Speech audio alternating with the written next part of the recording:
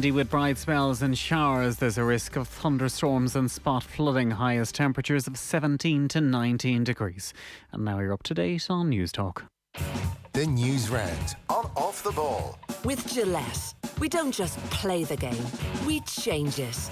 Gillette, made of what matters. This is News Talk.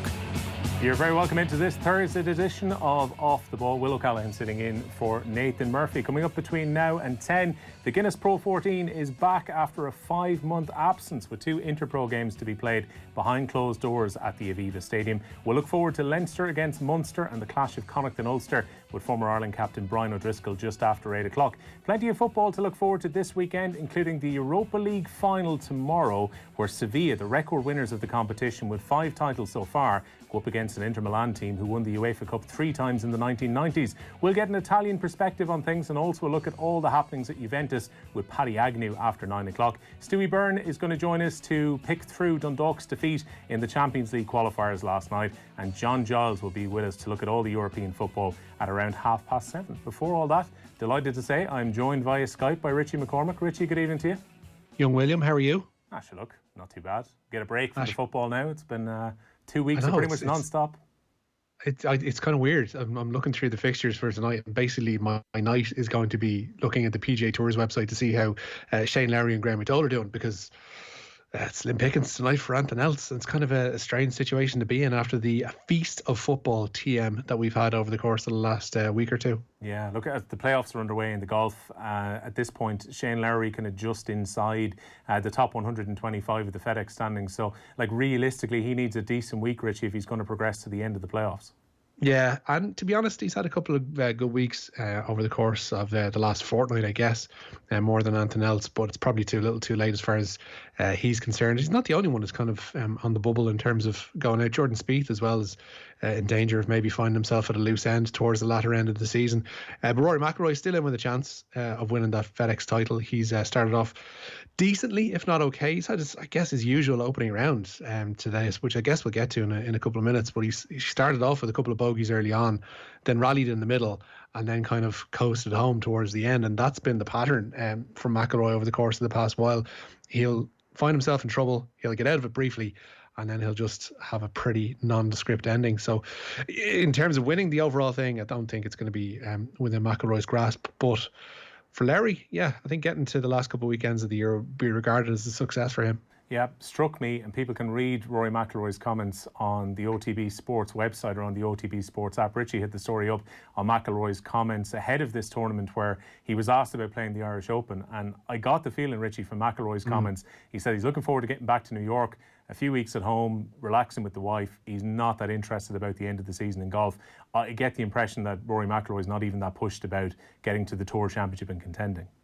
Yeah, he's probably not. I mean, the situation that all golfers, and to be honest, all elite sports people find themselves in, especially for these touring circuses like the PGA Tour, they are living in a really claustrophobic kind of bubble. People might talk about working from home, and we all have our own problems with stuff like that.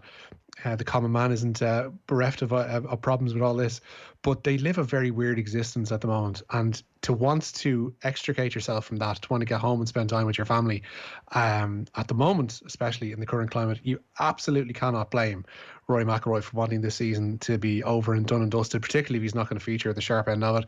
And I don't think anybody could criticise him for not wanting to make the trip over to Northern Ireland for the Irish Open, regardless of his history with the tournament, regardless of it being in his home province.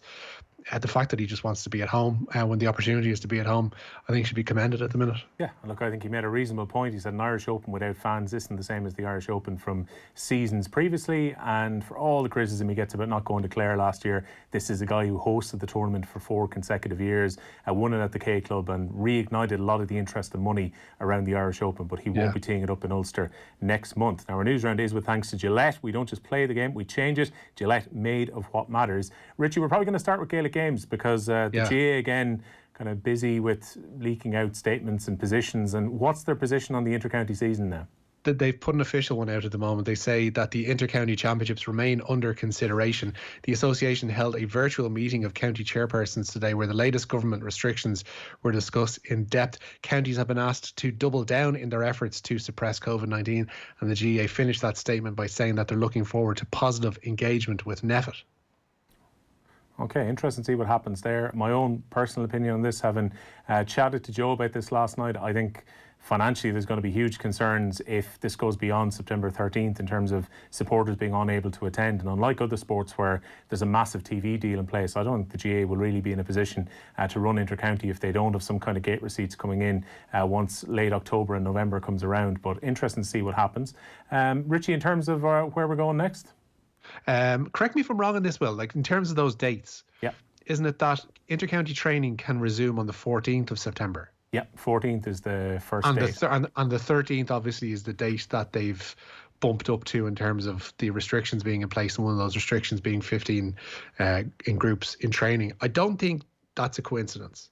And I think by the time that this comes around that they might be making certain concessions, not concessions, but they might be easing those restrictions, and that the GAA might find themselves where they were, I don't know, 3-4 days ago before these restrictions came in, and that things might be slightly rosier. But on the rugby front, the Irish provinces have been given the all clear to return to action at the weekend. The third round of PCR coronavirus testing at the 4 provinces has returned 0 positive results.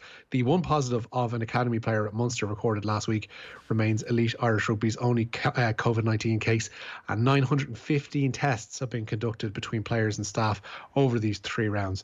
And as I say, that academy is the only positive one that we've had so far. Yeah, good news ahead of the Pro 14 coming back, particularly when there were 6 close contacts with that Munster Academy player, but all coming back clear. In terms of the GAA as well, the split season has been talked about a bit this week. The GPA have certainly shifted their position. The CPA are backing the GPA's proposal, where we could eventually see All-Ireland finals being played, not in August and September, but even possibly as early as July. Yeah, and it seems as if a move towards that split inter-county and club season moved closer last night.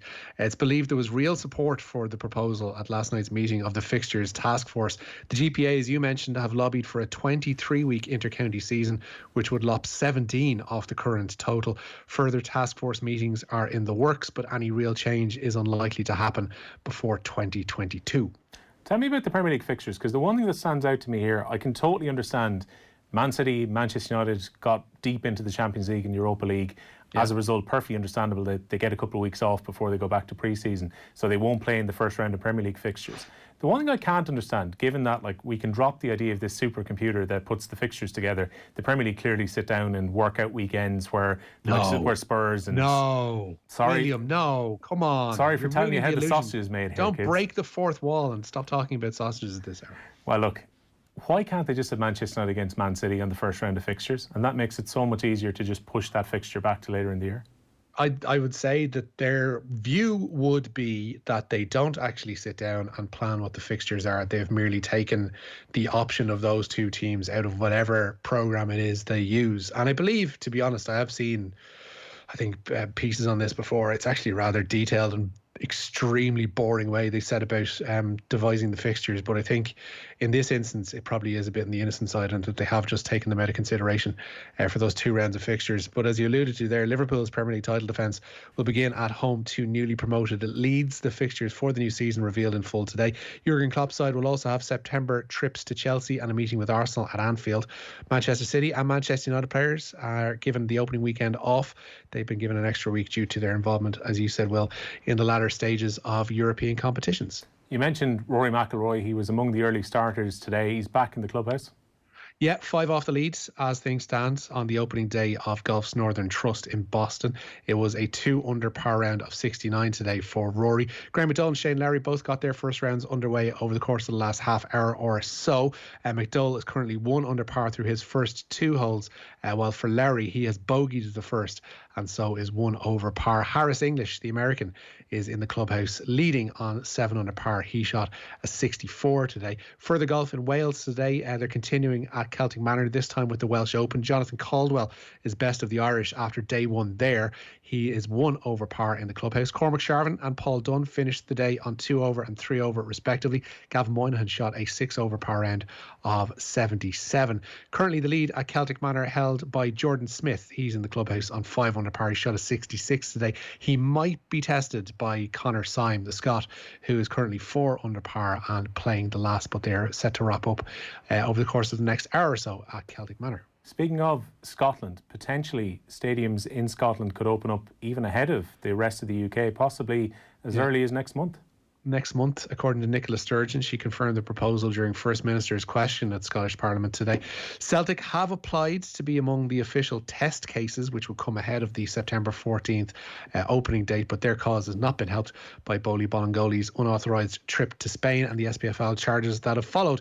This was Sturgeon's announcement today. We hope that from 14th September, sports stadia will be able to reopen, though only for limited numbers of spectators and with strict physical distancing in place. Some professional sports events might be arranged for spectators before then, with Scottish Government agreement to test the safety of any new arrangements. We also hope that from 14th September, indoor contact sports activities can resume for people aged 12 and over. And we hope that entertainment sites and cultural venues such as theatres and live music venues will be able to reopen from that date too, but with strict physical distancing in place. To facilitate that, these venues can reopen for preparation and rehearsal from the 24th of August. Well, Scotland moving things along very swiftly indeed. Did you hear that, Will? Not confusing at all. She's actually given dates for different things and different elements of society, including the entertainment industry. Yeah, weird that, isn't it? Indeed. Can be done. I know, and you don't have to put out a clarification after you put out a statement that way, and then a clarification on the statement about the statement.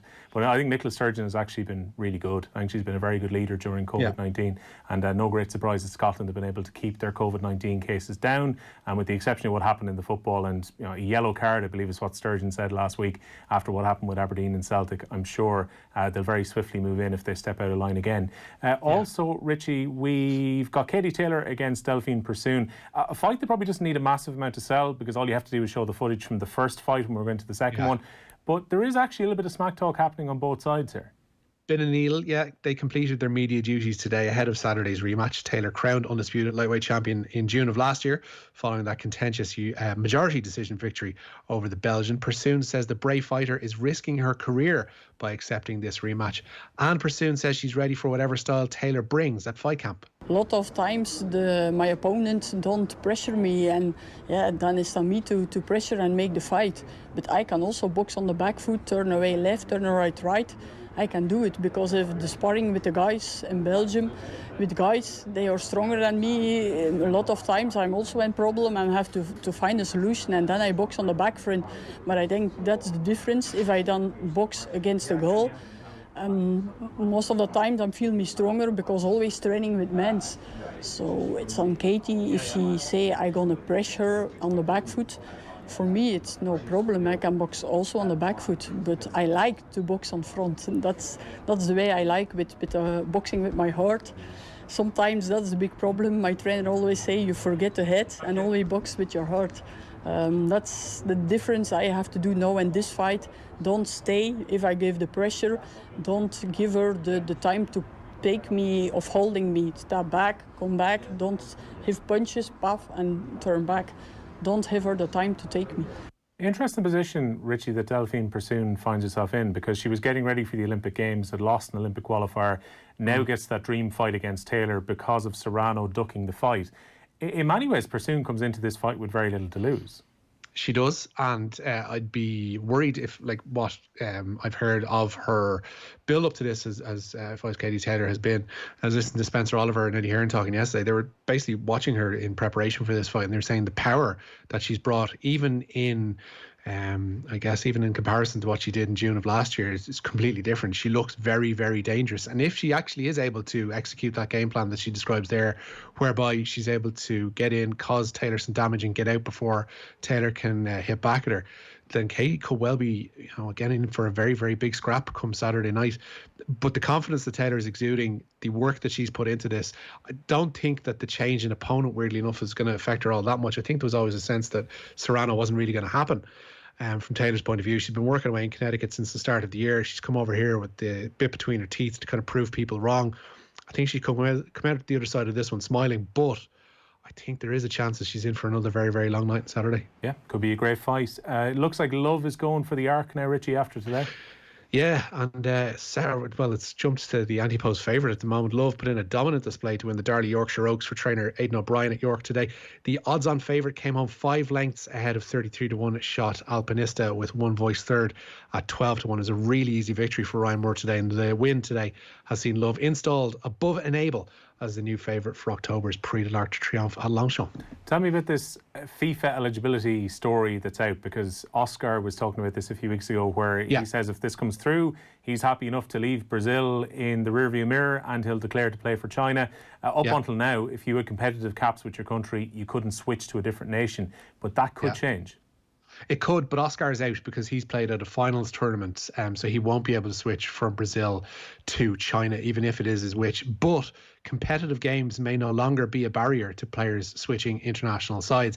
At the moment, if a player plays in a tournament qualifier, they are barred from changing eligibility status. But FIFA Congress next month will vote on a new proposal. It's being suggested that players with 3 caps or fewer, even if they are in qualifiers, can change countries. However, all 3 caps must have come by the age of 21, with a request to switch no sooner than 3 years after the last of those 3 caps. So, for instance, I can feel the fear from Ireland already here. Yeah, if someone like, for instance, Michael Obafemi decides, or basically finds himself down the pecking order with Stephen Kenny and whoever comes after as Ireland manager, there is a chance that at the age of 23, 24, even though he's played 11 minutes in Aarhus as part of that Nations League game in Denmark, he could declare for Nigeria or England should they come a calling. But it is, again, there's so many hoops to jump through in this one. We might never actually come across it, but it is interesting to see that competitive games will no longer be a barrier to switching eligibility. Yeah, it'll still happen with every 18 or 19-year-old that the national manager is being pushed to try and cap, to try and make sure they can't